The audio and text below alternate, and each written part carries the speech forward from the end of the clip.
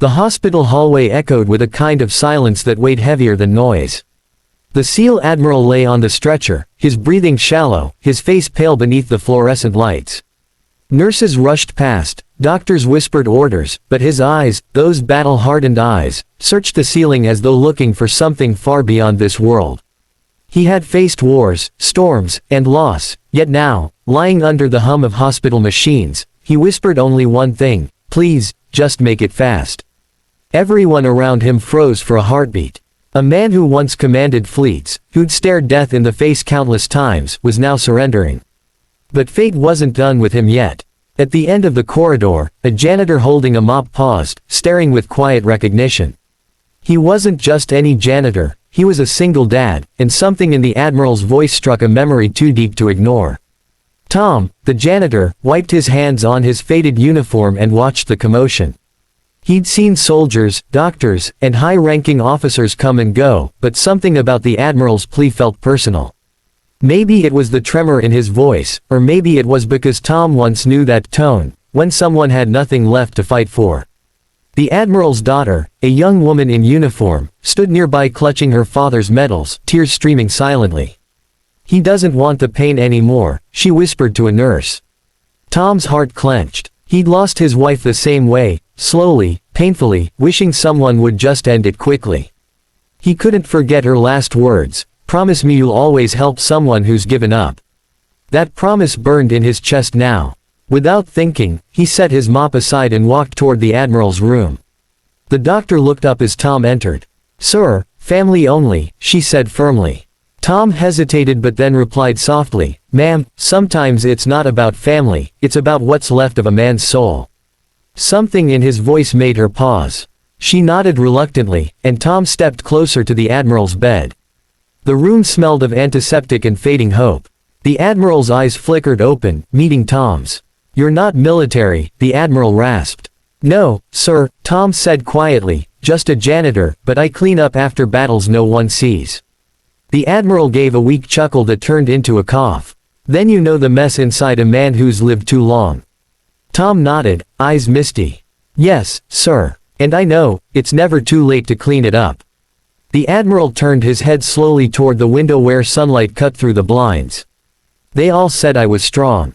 But when the orders stopped, I didn't know who I was anymore." His voice cracked with something raw. "They called me a hero, but I left men behind. I see their faces every night." Tom took a slow breath, feeling the weight of those words. "My wife, she died waiting for help that never came. I blamed the world. Then I blamed myself. But one day my little girl said, 'Dad, if you can still fix things, you're not broken.'" The Admiral's eyes glistened. "You have a daughter." Tom smiled faintly. "Yeah, she's the reason I get up every day." The Admiral's trembling hand reached for his medals. "I had a daughter once too, still do. But I don't deserve her forgiveness." Tom leaned closer. "Maybe you don't need to earn it. Maybe you just need to ask." For a long moment, the Admiral said nothing. Then tears slipped down his weathered cheeks, tears he'd buried for years behind rank and duty. "I told her to stay strong," he whispered. "I never told her I was scared too." Tom placed a hand on his arm. "Then tell her now, sir. Before it's too late." The Admiral's daughter, standing in the doorway, gasped softly.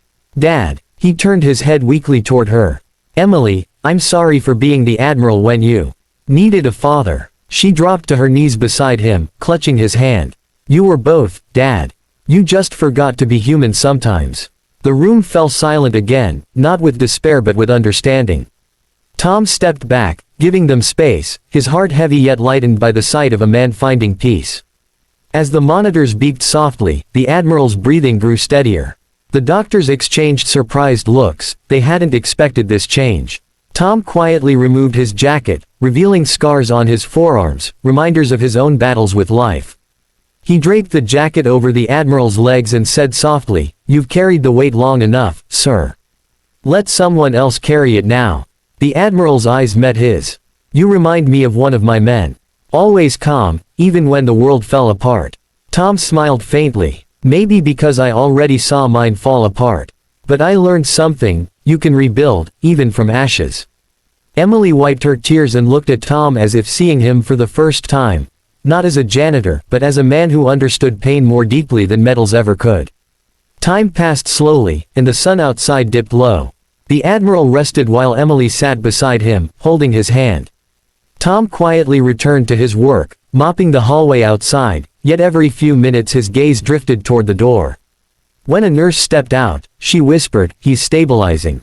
Tom exhaled, closing his eyes in silent relief. He thought of his daughter waiting at home, probably sitting by the window with her sketchbook, drawing the sunset.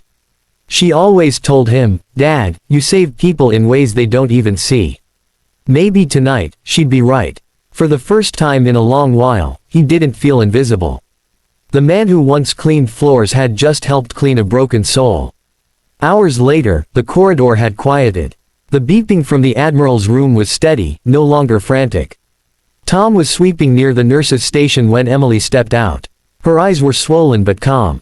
"He asked for you," she said softly. Tom hesitated, surprised. "Me?" She nodded. "He said, he owes you something." Tom put the broom aside and followed her back in. The Admiral was propped up slightly, looking stronger than before. He managed a faint smile. "You didn't just clean the floors today, son, you cleaned a man's conscience." Tom lowered his gaze, humbled. "I didn't do much, sir." The Admiral shook his head slowly. "You reminded me that men like us, broken, tired, lost, we can still make a difference." Tom's eyes shimmered with quiet gratitude. "Then I guess we both needed a reminder." The Admiral chuckled weakly. "That we did." The next morning, Tom came early as always. The hospital was still waking up. The smell of coffee and disinfectant filled the air.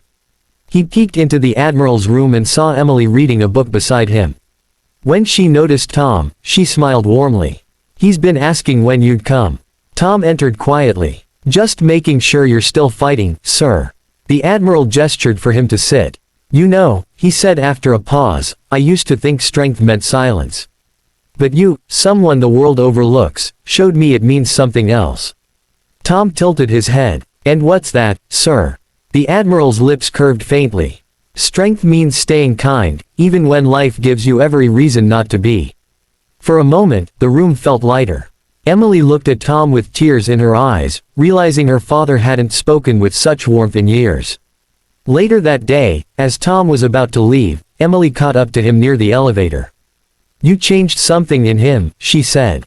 Tom smiled modestly. "Sometimes all a man needs is someone to listen."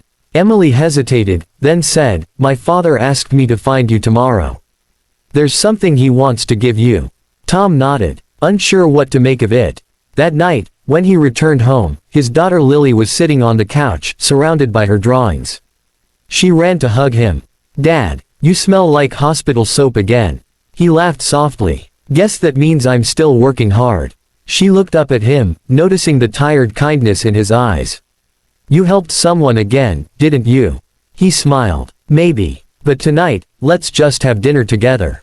As they sat eating noodles from one bowl, he realized the truest reward wasn't money, it was moments like these.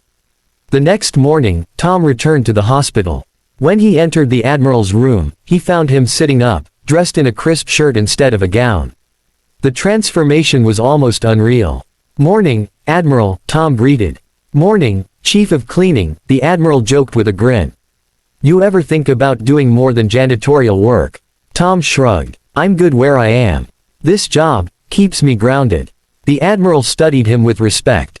"Grounded is good, but I think the world could use men like you in other places too." He reached for a folder on the table and handed it over. Inside was a letter with the Navy's seal. "They're reopening a rehabilitation center for veterans. They need someone who understands loss, humility, and patience. I told them I knew the perfect man." Tom looked at him, speechless. "I'm no hero," Tom murmured. The Admiral smiled faintly. "Neither am I anymore. But maybe it's time we both become something better, healers." Tom stared at the letter again. "Sir, I don't even have a degree." The Admiral chuckled. "You've got what no diploma teaches, heart." For a long moment, Tom didn't speak. The room was filled with quiet sunlight filtering through the blinds, catching the silver streaks in his hair. Emily watched the exchange, her heart swelling. "Dad," she said softly, "I think Mom would be proud of you." The Admiral's voice trembled. "And maybe she'd forgive me too." Tom folded the letter and said quietly, "She already has. You forgave yourself, that's where it starts." The Admiral extended his hand, and Tom shook it firmly, sealing a bond that felt deeper than friendship. Days turned into weeks. The Admiral was discharged, and the hospital halls slowly returned to routine. Yet, for Tom, nothing felt quite the same. His life had shifted. He now visited the new Veterans Center on weekends, volunteering to help former soldiers rebuild their lives. Sometimes he shared coffee with the Admiral there. No uniforms, no ranks, just two men talking about life, regret, and redemption. The janitor who once cleaned floors now helped clean hearts. And though he never sought recognition, people began noticing something extraordinary about him, the way he spoke, listened, and understood pain like few others could. One afternoon, while cleaning the community hall, Tom heard someone playing the piano softly. It was Emily. She smiled as he approached. "Dad says this place exists because of you." Tom chuckled. "Your dad gives me too much credit." She shook her head. "He says you gave him back his will to live. That's not nothing." Tom looked around the hall filled with veterans laughing, painting, and playing chess. "Guess we all help each other," he said. "That's what makes life beautiful again." Emily nodded. "He wants you to speak at the opening ceremony tomorrow." Tom froze. "Me? I'm no speaker." She smiled. "You're the only one who can tell the truth of it." He hesitated, then nodded slowly. Maybe this was the next step. The following day, the hall was filled with people, uniforms, wheelchairs, families, and children waving flags. Tom stood nervously at the podium, hands trembling slightly. The Admiral, sitting in the front row, gave him a reassuring nod. "Good morning," Tom began, his voice soft but steady. "I'm not a soldier. I'm just a man who cleans the messes others leave behind.